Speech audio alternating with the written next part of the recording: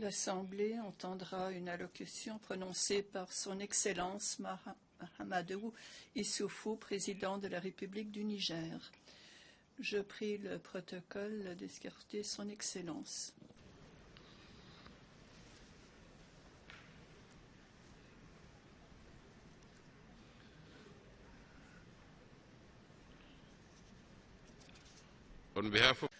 Au nom de l'Assemblée générale, j'ai l'honneur de souhaiter la bienvenue aux Nations unies à Son Excellence Mahamadou Issoufou, président de la République du Niger, et de l'inviter à s'adresser à l'Assemblée générale. Monsieur le Président.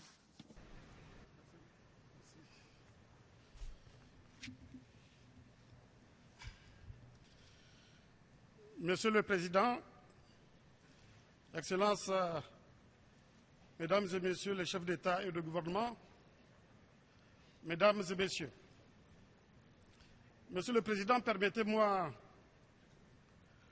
de présenter mes sincères condoléances au gouvernement français suite au lâche assassinat d'un de ses ressortissants hier 24 septembre en Algérie par des soi-disant soldats du califat.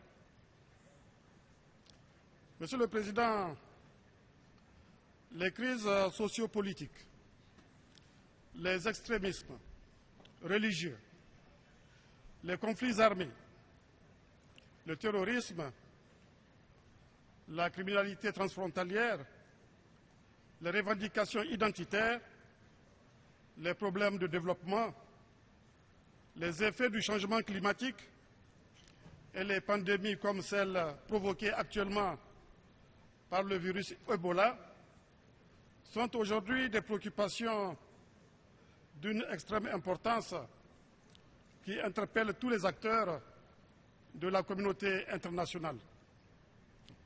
Afin de relever les défis de la promotion de la paix, de la stabilité, de la sécurité et du développement, il nous faut renforcer davantage l'esprit de partage et de solidarité. Réaliser et mettre en œuvre un programme transformateur du développement pour l'après 2015 que vous avez bien voulu retenir comme thème principal du débat général de la présente session et qui s'articule d'ailleurs harmonieusement avec celui de la 68e session, nous donne l'opportunité, encore une fois, d'approfondir ces questions qui nous préoccupent tous. L'après 2015 est déjà là et l'élaboration d'un programme au-delà de cette échéance exige, au préalable, de faire un état des lieux, un bilan de la mise en œuvre des objectifs du millénaire pour le développement et en dépit des progrès remarquables enregistrés dans la mise en œuvre de certains de ces objectifs, il est désormais établi que de vastes écarts persisteront pour d'autres lorsque le programme sera à terme. S'agissant du Niger, par exemple, la mise en œuvre de l'initiative 3N, les Nigériens nourrissent les Nigériens, nous a déjà permis de réaliser la cible C de l'OMD 1 relative à la réduction de moitié des personnes qui souffrent de la faim. La FAO a reconnu que dans ce domaine, le Niger a obtenu des résultats impressionnants en un temps record. Notre pays a également réalisé la cible A de l'OMD 6 avec un taux de prévalence du VIH-Sida de 0,4% en 2012 pour un objectif cible de 0,7% en 2015. S'agissant de la réduction de moitié de la proportion de la population dont le revenu est inférieur à $1 par jour, de l'éducation primaire pour tous, de l'égalité des sexes et de l'autonomisation des femmes, de la mortalité des enfants de moins de 5 ans, de la mortalité maternelle, de l'environnement durable, des efforts importants ont été réalisés, mais les objectifs ne seront probablement pas atteints en dépit de la mise en œuvre du programme de renaissance en cours depuis mon élection en 2011. Monsieur le Président, dans l'élaboration de l'agenda post-2015, nous devons naturellement retenir tous les objectifs du millénaire non atteints et prévoir des mesures pour éviter que ne se dégradent les objectifs déjà réalisés. Par exemple, la question du dividende démographique doit être une des priorités de cet agenda. Le dividende démographique, il est bon de le rappeler, c'est à la fois la transition démographique et la croissance économique inclusive. Plus précisément, le dividende démographique, c'est la réduction de la mortalité maternelle, de la mortalité infanto-juvénile et de la maîtrise de la natalité d'une part, et le développement durable avec ses trois piliers économiques, social et environnemental d'autre part. La transition démographique doit renforcer la croissance durable qui, à son tour, doit accélérer la transition démographique. Je demeure convaincu que la meilleure méthode de contraception, le meilleur préservatif, c'est le développement durable. Monsieur le Président, l'agenda post-2015 sera dominé par ce que j'appelle les 3D, c'est-à-dire la défense, la démocratie et le développement. Il est d'ailleurs heureux que la communauté internationale ait désormais établi une corrélation étroite entre ces 3 défis fondamentaux qui interagissent l'un sur l'autre. La paix et la sécurité mondiale sont aujourd'hui menacées par le terrorisme, par le crime organisé, par les revendications identitaires et par l'accroissement des inégalités qui ont pour conséquence l'aggravation de la pauvreté dans le monde. De l'Irak à la Libye, de la Syrie au Nigeria, du Mali à la Somalie, les ennemis porteurs de la menace terroriste mènent un combat non conventionnel, asymétrique. Ils mènent une propagande par les actes, cherchent à contrôler les populations par la terreur, en égorgeant, en violant, en enlevant de jeunes filles comme à Chibok au Nigeria, en prenant des otages qu'ils échangent contre rançon. La guerre menée contre eux n'est plus cette guerre conventionnelle, industrielle, dans la perspective de laquelle nos armées ont été formées, mais une guerre au sein de la population qui n'est certes pas nouvelle, mais qui a pris ces dernières années une ampleur exceptionnelle.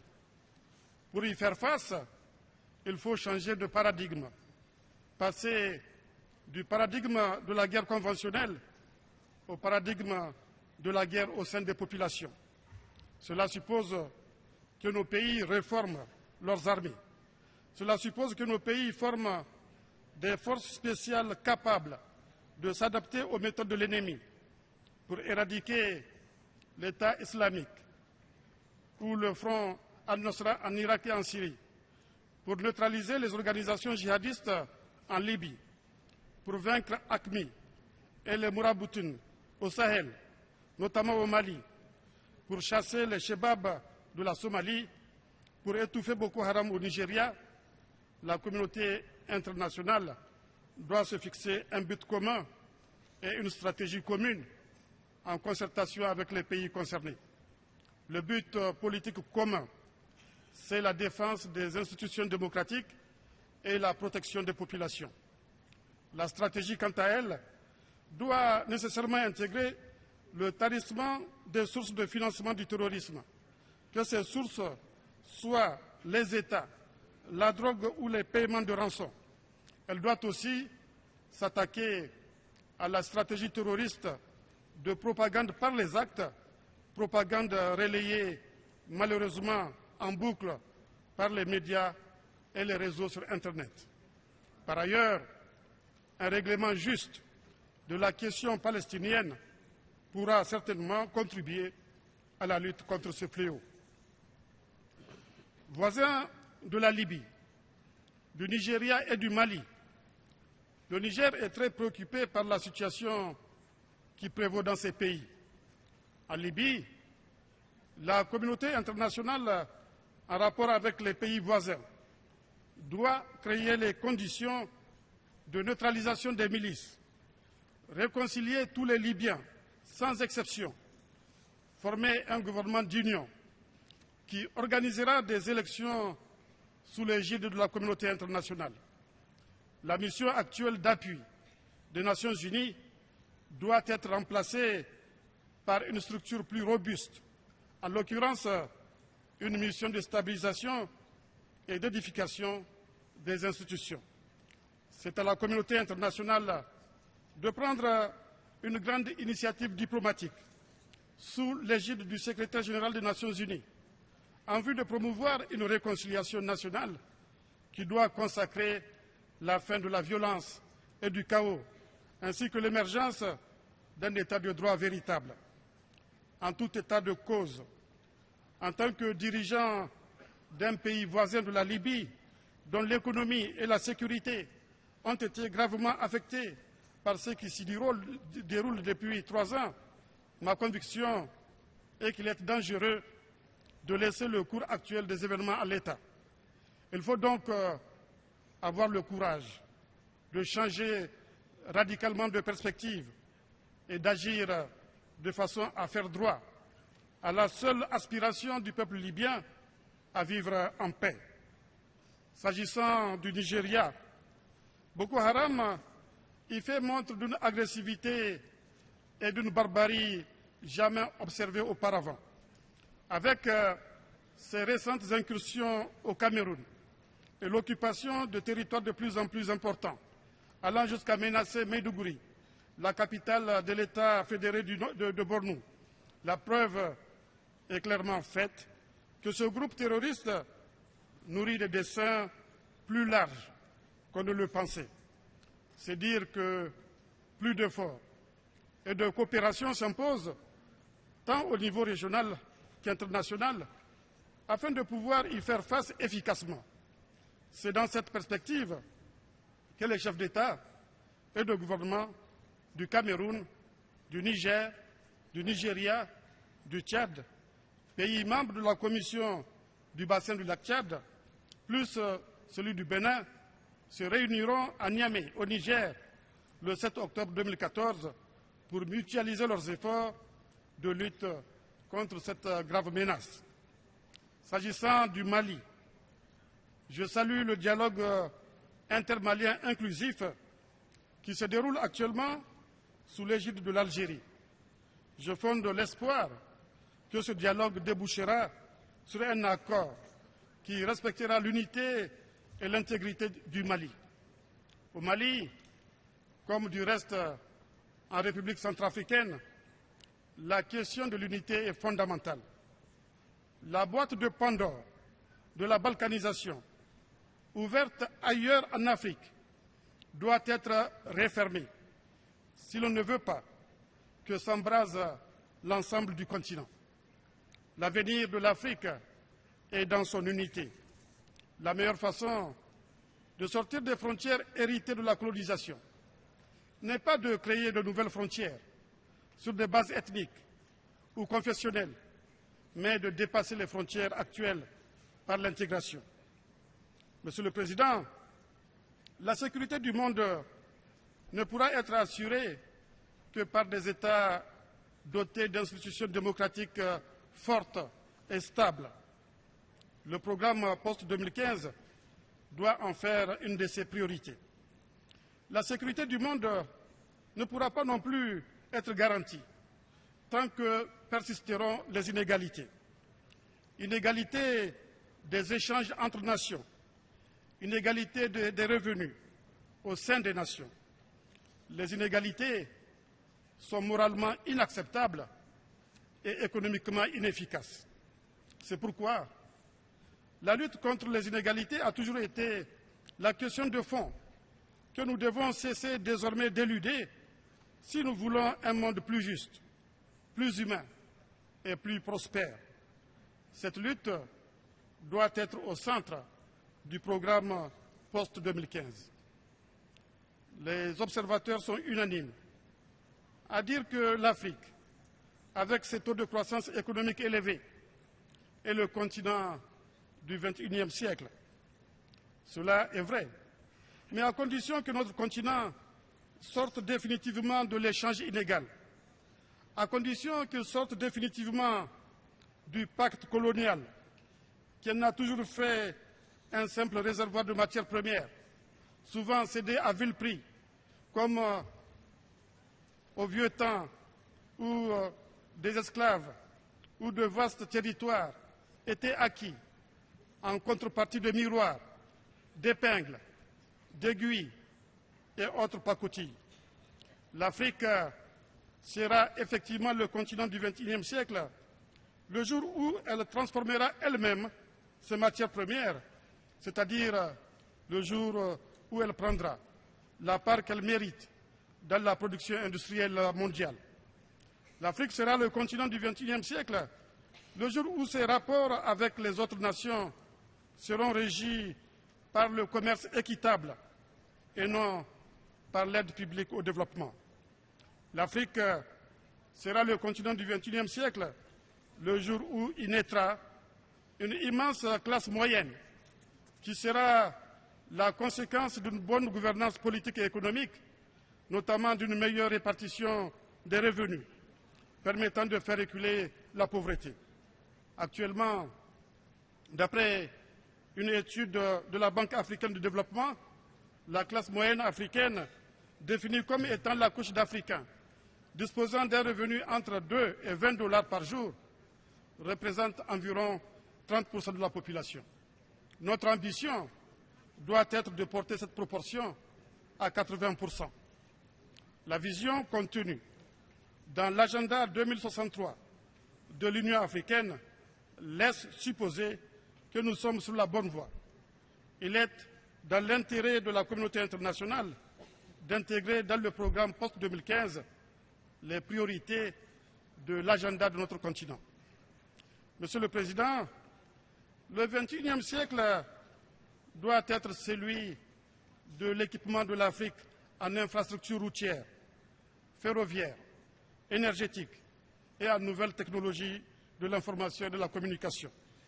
Ce sera aussi le siècle de l'agriculture pour nourrir une population de plus en plus nombreuse, celui de l'accès à l'eau et à l'assainissement, celui de l'accès à l'éducation, notamment à la formation professionnelle et technique qui permettra à chaque jeune d'avoir un métier. Mais pour que nos enfants et nos petits-enfants aient des chances d'avoir une qualité de vie meilleure, nous devons relever le défi du changement climatique. C'est le lieu de féliciter le secrétaire général, M. Ban Ki-moon, pour avoir eu l'heureuse initiative de convoquer une conférence sur le climat, dont les conclusions pourront servir de base aux décisions de la communauté internationale que la communauté internationale est appelée à prendre à la conférence de Paris sur le climat au mois de décembre 2015. Nous avons l'impératif devoir de sauver notre planète, dont la température augmente du fait des gaz à effet de serre, avec comme conséquence, pour prendre l'exemple de la région du Sahel, une baisse de la pluviométrie, une réduction des débits des cours d'eau et leur ensablement, comme le montre le cas du fleuve Niger, l'assèchement du lac Tchad, qui a perdu 90% de sa superficie en 50 ans, passant de 25 000 km² à 2 500 km², des phénomènes extrêmes d'inondation et de sécheresse, une réduction du couvert végétal, notamment la disparition des forêts, une réduction de la biodiversité, une réduction des rendements agricoles et donc un appauvrissement des populations dont la frange jeune devient une proie facile pour le terrorisme et le crime organisé. Or, depuis la conférence de Copenhague, on constate non pas une diminution, mais un accroissement des émissions de gaz à effet de serre. Si rien n'est fait, l'augmentation de la température risque de franchir la barre de 2 degrés Celsius d'ici 20 à 30 ans et d'atteindre 4 degrés Celsius d'ici la fin du siècle. Nous devons donc nous ressaisir en mettant l'accent sur la promotion d'énergies propres, comme l'hydroélectricité, le nucléaire, le soleil, sous réserve bien sûr, pour ce dernier cas, d'en créer les conditions de la compétitivité. Nous devons aussi promouvoir ce qu'on appelle une agriculture intelligente, agir sur les secteurs industriels, des transports et du bâtiment. Je fonde l'espoir que l'humanité ne manquera pas le rendez-vous de Paris. Je fonde l'espoir que nous saurons mettre en œuvre un modèle de développement qui permettra de sauver notre planète. Je fonde l'espoir que nous parviendrons à construire un monde plus juste et plus humain. Je vous remercie.